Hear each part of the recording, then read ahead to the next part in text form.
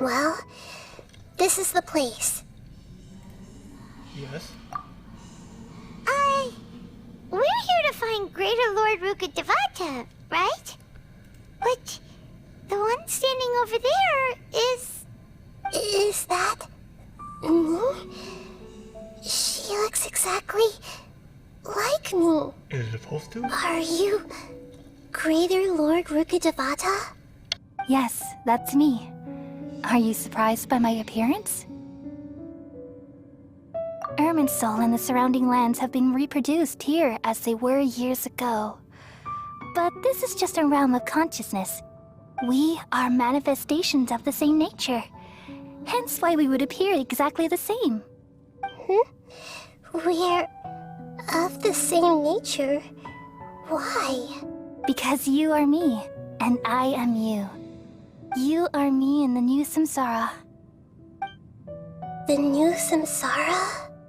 As Greater Lord Rukkhadevata, I'm the avatar of Irminsul, and you are the purest branch snapped from Irminsul. Imagine it this way. Even if a tree dies, its branches will eventually take root and grow, continuing the tree's life in another form. I'm merely the remaining consciousness of Greater Lord Rukkhadevata. The real me has presumably died a long time ago.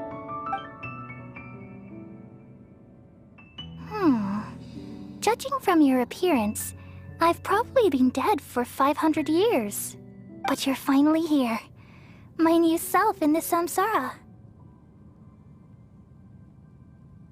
If this is true, then am I going to be a great Archon like you someday? Though we share the same nature, our fates are bound to be different. All things have their own fate. When a branch grows into a mature tree, it won't be the same as the original tree. That's why fate is the ultimate knowledge, isn't it? That's a great insight. Yes, very good. It's also precisely why you won't become like me. Really? But perhaps you may become an even greater Archon than I. I already see a determination in you that I didn't possess in my time. And the future that it leads you to will be yours alone, along with the blessings from your past experiences. Don't worry. The growth of wisdom is like that of a plant. You only need to wait quietly for the flower to bloom. Come to think of it, the sages never had the faintest inkling of the meaning of wisdom. Thank you. Nothing makes me happier than discovering that the Archon I always admired was in fact myself in another fate. It's so nice to speak with you, Greater Lord Rukkhadevata. I've always wanted to meet you. The feeling is mutual. From the moment I snapped the branch off Irminsul and created you, I've also looked forward to talking with you. Could you tell me why you wanted to create me? And what exactly happened when you died? Ah, I see. You're here seeking answers, right?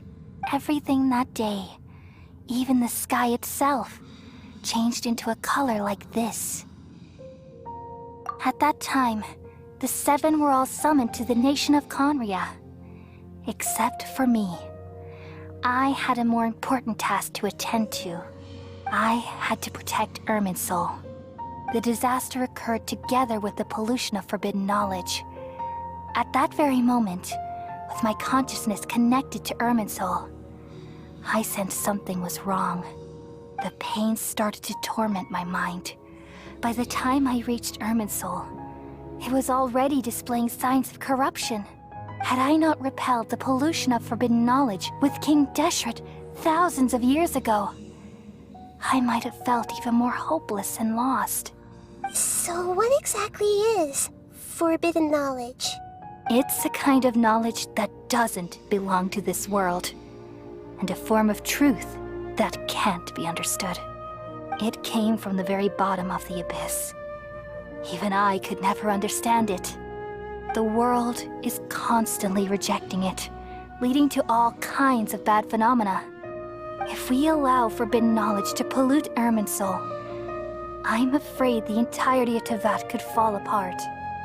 So, There's knowledge that even the God of Wisdom can't understand? At that time, I knew I couldn't repel the forbidden knowledge with my strength alone.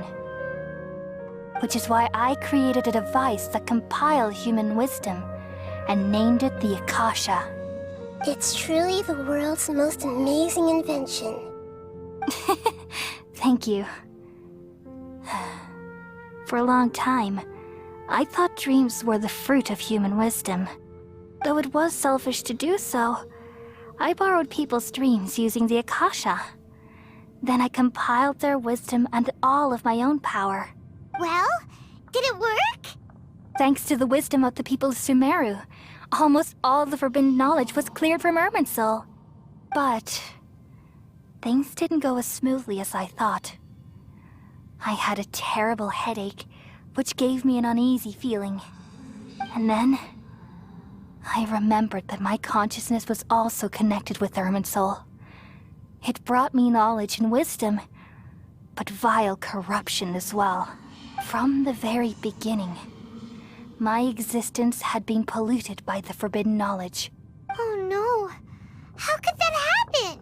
I've experienced that pain in your consciousness. It must have been a horrible experience. Yes, but my feelings weren't important. The important thing was that even if I died, my existence and everything related to me would continue to exist in Irminsul as memories and knowledge, meaning that the forbidden knowledge couldn't ever be permanently eradicated. And there's no way for me to eliminate myself. It would be a sort of paradox. So, I took the purest branch of Irminsul as my incarnation in the next samsara, and left a trail of clues, all in hopes that you would come here and remove me and my pollution from Irminsul forever. Wait, no, I can't. So you realize what that implies. You are very smart indeed. Irminsul has all the knowledge and memories of this world. And as you've realized just now, removing me from Irminsul means I essentially will never have existed in this world. But this is the only way to save Irminsul. People love you so much, and they've missed you so much over the past 500 years. I am exactly the same. So how can we just forget you like this? Is there really no other way? There must be something else I can do.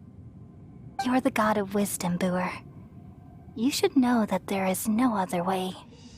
But this is so cruel. I don't want to forget you. No need to feel so sad, Boer. As someone who delights in wisdom, you should feel joy at finally finding the answer. These are the words in their entirety. The answer you've been seeking all along. Let the world completely forget me.